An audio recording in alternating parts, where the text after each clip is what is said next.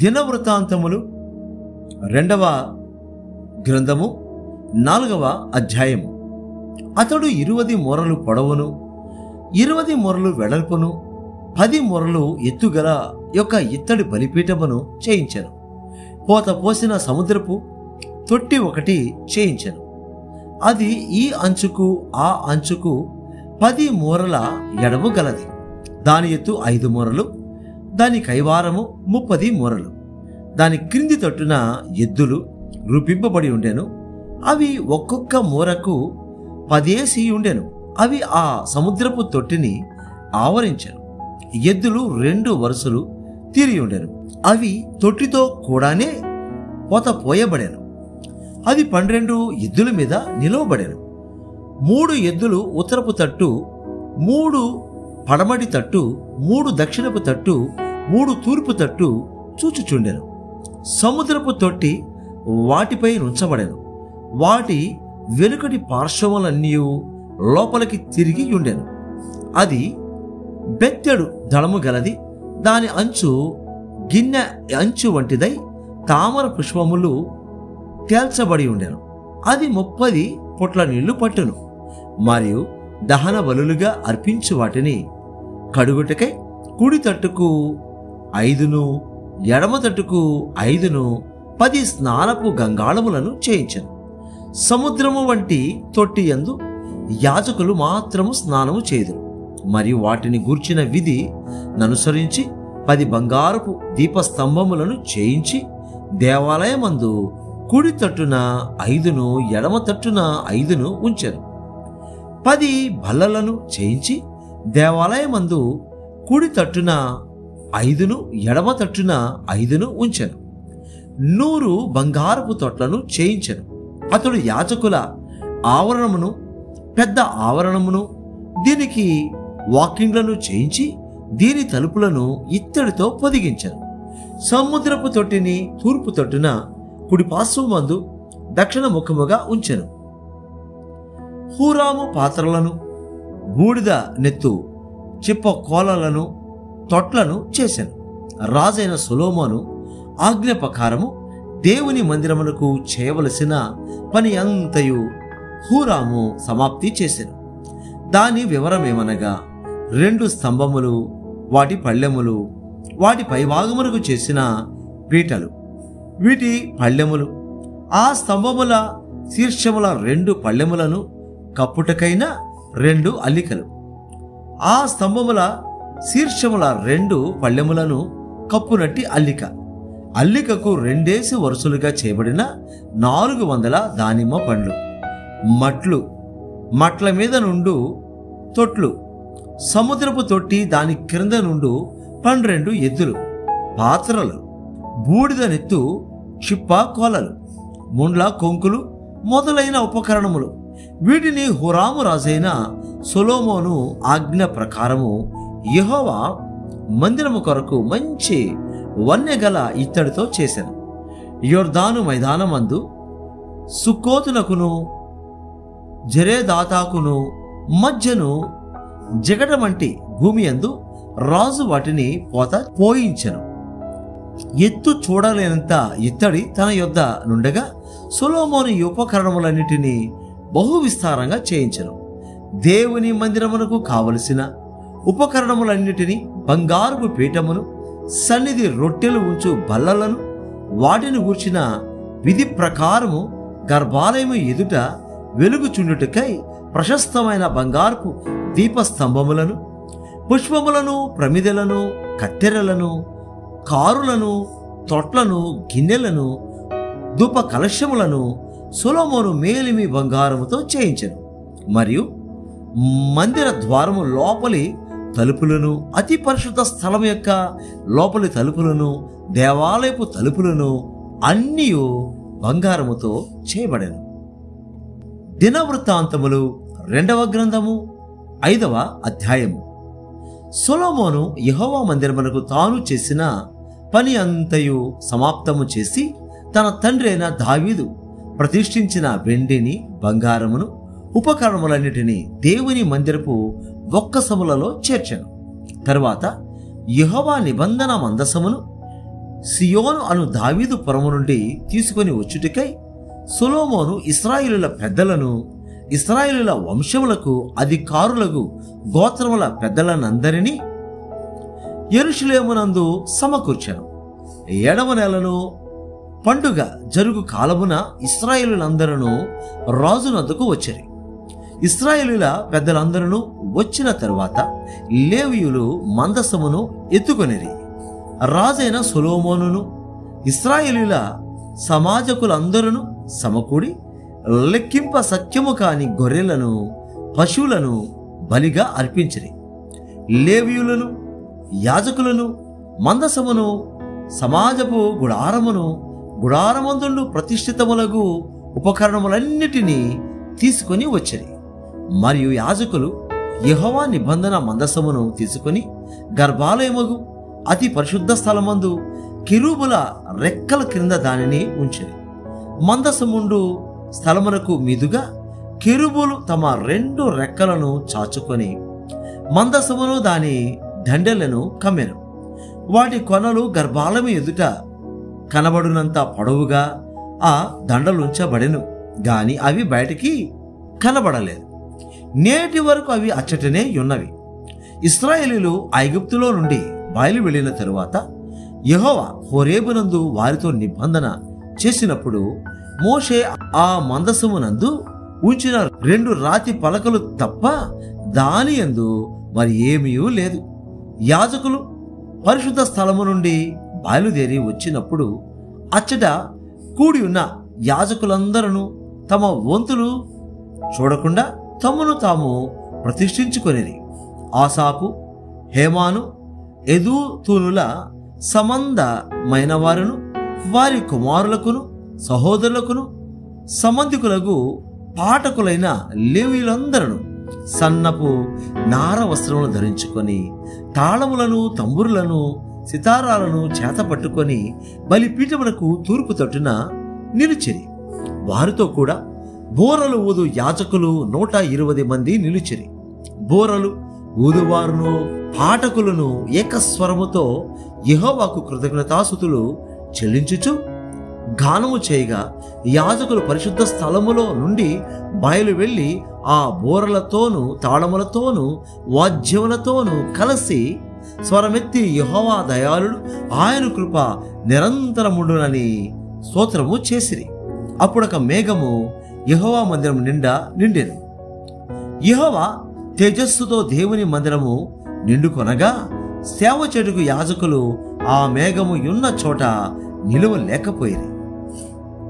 దినవృత్తాంతములు 2వ గ్రంథము 6వ అధ్యాయం. అప్పుడు సొలొమోను ఇలాగు ప్రకటన చేసెను.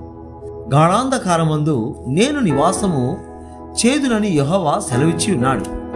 నీవు నిత్యము కాపురముండుటకై నిత్య నివాస స్థలముగా నేను ఒక ఘనమైన మందిరమును నీకు కట్టించి ఉన్నాను అని చెప్పి రాజు తన ముఖము ప్రజల తట్టు త్రిప్పుకొని ఇశ్రాయేలుల సమాజకులందరూ నిలుచుచుండగా వారిని దీవించెను. మరియు రాజు ఇట్లు ప్రకటన చేసెను. నా తండ్రి అయిన దావీదునకు మాట ఇచ్చి తానే స్వయముగా నెరవేర్చిన ఇశ్రాయేలుల దేవుడైన యెహోవాకు స్తోత్రము కలుగునుగాక.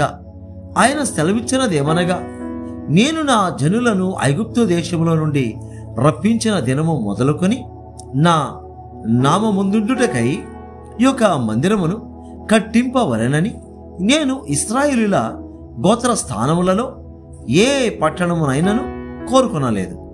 నా జనులైన ఇశ్రాయేలుల మీద అధిపతిగా నుండుకై ఏ మనుష్యుని అయినను నేను నియమింపలేదు. ఇప్పుడు నా నామముండుటకై యెరూషలేమును కోరుకొంటిని. నా జనులైన ఇశ్రాయేలుల మీద అధిపతిగా నుండుటకై దావీదును కోరుకొంటిని.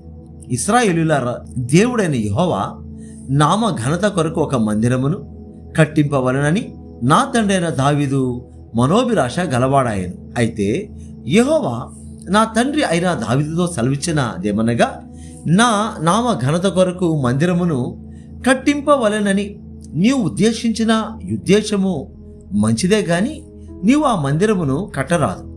నీకు పుట్టబోవు నీ కుమారుడే నా నామమునకు ఆ మందిరమును కట్టెను. అప్పుడు తాను అట్లు చెప్పి ఉన్న మాటను యెహోవా ఇప్పుడు నెరవేర్చి ఉన్నాడు.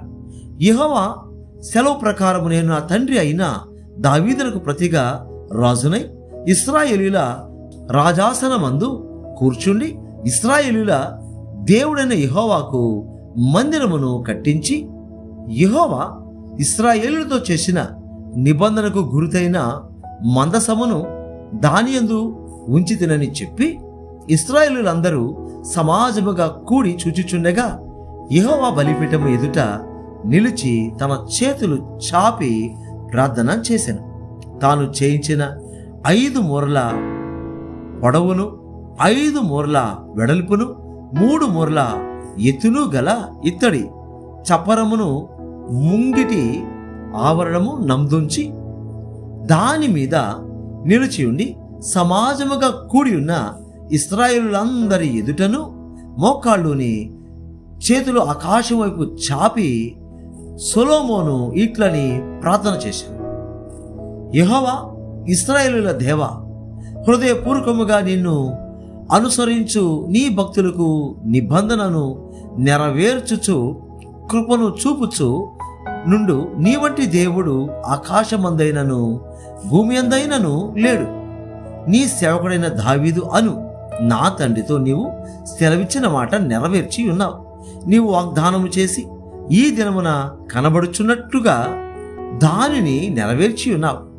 నీవు నా ముందర నడచినట్లుగా నీ కుమారులను తమ ప్రవర్తన కాపాడుకొని నా ధర్మశాస్త్రం చొప్పున నడిచిన ఎడల ఇశ్రాయేలుల సింహాసనం మీద కూర్చుండివాడు నా ఎదుట నీకుండకపోడని నీవు నీ సేవకుడైన దావీదును నా తండ్రితో సెలవిచ్చిన మాట ఇశ్రాయేలుల దేవా యెహోవా దయచేసి నెరవేర్చుము. ఇశ్రాయేలుల దేవా యెహోవా, నీవు నీ సేవకుడైన దావీదుతో సెలవిచ్చిన మాట ఇప్పుడు స్థిరమవును గాక. మనుషులతో కలిసి దేవుడు భూమి యందు నివాసము చేయునా? ఆకాశమును మహాకాశమును నిన్ను పట్టచాలవే. నేను కట్టిన ఈ మందిరం నిన్ను పట్టునా? దేవా యెహోవా, నీ సేవకుడు నీ సన్నిధిని చేయు ప్రార్థన యందును విన్నపమునందును లక్ష్యముంచి నీ సేవకుడనైనా నేను చేయు ప్రార్థనను పెట్టు మొరను ఆలకించుము. నీ సేవకులు ఈ స్థలము తట్టు తిరిగి చేయు విన్నపములను వినుటకై నా నామమును అచ్చట ఉంచెదనని నీవు సెలవిచ్చిన స్థలములనున్న ఈ మందిరము మీద నీ కనుదృష్టి రాత్రింబగళ్ళు నిలుచునుగాక. నీ సేవకుడును నీ జనులైన ఇశ్రాయేలీయులను ఈ స్థలము తట్టు తిరిగి చేయబో ప్రార్థనలను నీవు ఆలకించము. ఆకాశములనున్న నీ నివాస స్థలమందు ఆలకించము. ఆలకించినప్పుడు క్షమించము. ఎవడైనను తన పొరుగువాని ఎడల తప్పు చేసినప్పుడు అతని చేత ప్రమాణము చేయించుటకై అతని మీద ఒట్టు పెట్టబడి ఆ ఒట్టు ఈ మందిరమందుండు నీ బలిపీఠము ఎదుటికి వచ్చినప్పుడు నీవు ఆకాశమందు విని నీ దాసులకు న్యాయము తీర్చి హాని చేసిన వాని తల మీదికి శిక్ష రప్పించి నీతిపరుని నీతి చొప్పున వానికిచ్చి వాని నీతిని నిర్ధారణ చేయము. నీ జనులైన ఇశ్రాయేలీయులు నీ దృష్టి ఎదుట పాపము చేసిన వారై తమ శత్రుల బలమునకు నిలువలేక పడిపోయినప్పుడు వారు నీ యొద్దకు తిరిగి వచ్చి నీ నామమును ఒప్పుకొని ఈ మందిరమునందు నీ సన్నిధిని ప్రార్థించి విన్నపము చేసిన ఎడల ఆకాశమందు నీవు విని నీ జనులైన ఇశ్రాయేలీయులు చేసిన పాపమును క్షమించి వారికిని వారి పితరులకును నీవిచ్చిన దేశమునకు వారిని మరలా రప్పించుదువుగాక. వారు నీ దృష్టి ఎదుట పాపము చేసినందున ఆకాశము మోయబడి వాన కురియకున్నప్పుడు వారు ఈ స్థలము తట్టు తిరిగి ప్రార్థన చేసి నీ నామమును ఒప్పుకొని నీవు వారిని శ్రమ పెట్టినప్పుడు వారు తమ పాపములను విడిచిపెట్టి తిరిగిన ఎడల ఆకాశమందున నీవు ఆలకించి నీ సేవకులను నీ జనులకు ఇశ్రాయేలీయులు చేసిన పాపమును క్షమించి వారు నడవవలసిన మంచి మార్గము వారికి బోధించి నీవు నీ జనులకు స్వాస్థ్యముగా ఇచ్చిన నీ దేశమునకు వాన దయచేదువుగాక. దేశమునందు కరువు గాని తెగులు గాని కనబడినప్పుడైనను, గాడ్పు దెబ్బ గాని చిత్తపొట్టుడ గాని తగిలినప్పుడు గాయనను, మిడతలు గాని చెడ పురుగులు గాని దండు దిగినప్పుడైనను, వారి శత్రులు వారి దేశపు పట్టణములలో వారిని ముట్టడి వేసినప్పుడైనను, ఏ బాధ గాని ఏ రోగము గాని వచ్చినప్పుడైనను, ఎవడైనను ఇశ్రాయేలీయులకు నీ జనులందరూ కలిసి అయినను నొప్పి గాని కష్టము గాని అనుభవించుచు ఈ మందిరము తట్టు చేతులు చాపి చేయు విన్నపలన్నీయు ప్రార్థనలన్నీయు నీ నివాస స్థలమైన ఆకాశము నుండి నీవు ఆలకించి క్షమించి, నీవు మా పితరులకిచ్చిన దేశమందు వారు తమ జీవితకాలమంతయు నీ యందు భయభక్తులు కలిగి నీ మార్గములలో నడుచునట్లుగా వారి వారి హృదయములను ఎరిగి ఉన్న నీవు వారి సకల ప్రవర్తనకు తగినట్లు ప్రతిఫలమును దయచేదువుగాక. నీవు ఒక్కడివే మానవుల హృదయము నెరిగిన వాడవు గదా. మరియు నీ జనులైన ఇశ్రాయేలీయుల సంబంధులు కాని అన్యులు నీ ఘనమైన నామమును గూర్చియు నీ బాహుబలమును గూర్చియు చాచిన చేతులను గూర్చియు వినిన వారై దూరదేశము నుండి వచ్చి ఈ మందిరము తట్టు తిరిగి విన్నపము చేసినప్పుడు, నీ నివాస స్థలమగు ఆకాశము నుండి నీవు వారి ప్రార్థన అంగీకరించి నీ జనులకు ఇశ్రాయేలీయులు తెలుసుకొనున్నట్లు భూజనులందరూ నీ నామమును తెలుసుకొని నీ యందు భయభక్తులు కలిగి నేను కట్టిన ఈ మందిరమునకు నీ పేరు పెట్టబడినని గ్రహించినట్లుగా ఆ అన్యులు నీకు మొరపెట్టిన దానిని నీవు దయచేయుదువుగాక.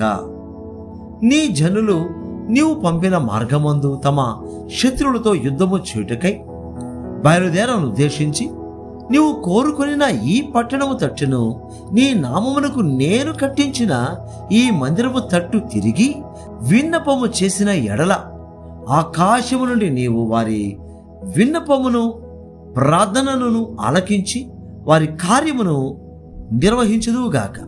పాపము చేయని వాడెవడను లేడు గనుక వారు నీ దృష్టి ఎదుట పాపము చేసినప్పుడు నీవు వారి మీద ఆగ్రహించి శత్రువుల చేతికి వారిని అప్పగింపగా, చెరపట్టువారు వారిని దూరమైనట్టి గాని సమీపమైనట్టి గాని తమ దేశములకు పట్టుకొని పోగా, వారు చెరగపోయిన దేశమందు బుద్ధి తెచ్చుకొని మనసు త్రిప్పుకొని మేము పాపము చేసితిమి, దోషులమైతిమి, భక్తిహీనముగా నడిచితిమి అని ఒప్పుకొని తాము చెరలోనున్న దేశమందు పూర్ణ హృదయముతోను పూర్ణాత్మతోను నీ యొద్దకు మళ్ళుకొని తమ పితరులకు నీవిచ్చిన తమ దేశము మీదికిని నీవు కోరుకునిన ఈ పట్టణము మీదికిని నీ నామ ఘనత కొరకు నేను కట్టించిన ఈ మందిరము మీదికిని మనస్సు త్రిప్పి విన్నపము చేసిన ఎడలా, నీ నివాస స్థలమైన ఆకాశమును నీవు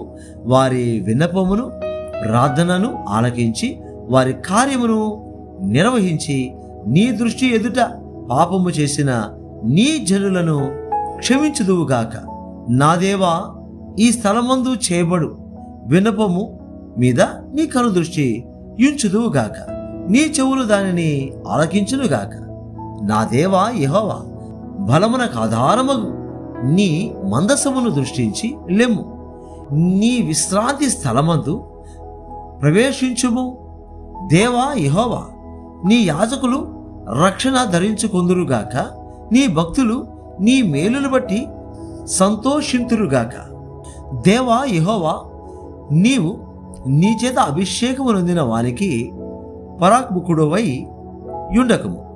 నీవు నీ భక్తుడైన దావీదునకు వాగ్దానము చేసిన కృపలను జ్ఞాపకము చేసుకొనుము.